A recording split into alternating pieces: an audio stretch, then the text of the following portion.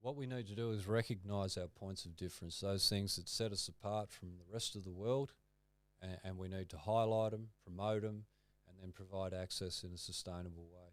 You know, you look at the North West Coast, the 8 Aboriginal tribes, the pathways to Robbins Island are all there. Tollymore Road from Table Cape to the Bass Highway is the old Aboriginal pathway.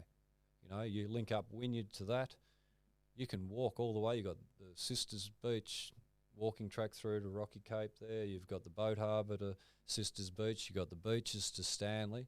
We need to create the pathways. We need to... I saw recently where Michael Mansell and TAC were objecting to places like Goldie Street having that name because of Goldie's history with the Aborigines. We cannot sanitise history, but what you can do, you can put a plaque up at the bottom of Goldie Street and tell everybody, warts and all, what that man did. You can create a whole engagement of Aboriginal communities and others just rebuilding those pathways and recognising those 8 tribes that are all gone now. They were remarkable. You know, Ian McFarlane's book, Beyond Awakenings, the facts in there, evidence-based history. I'd encourage everyone to read that. You know, it was a brutal, bloody, terrible thing that happened in this area here. And is that about Cape Grim and that? Oh, Cape Grim and all the rest of the abductions. We looked up the other night. We found 50 Aboriginal ladies that were abducted, you know, and taken away.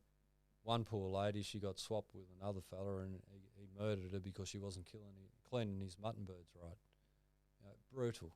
You know, imagine being in a tribe and having your wife and your children stolen off you. And then what they did, they rounded up what was left and put them in with their traditional enemies up in the Cape Barren area there. You know, people need to know those stories. We weren't taught this at school. You know, we've got so much that has happened here. But do you reckon it's because they're trying to sweep it all under the rug? Like, oh, just, you know.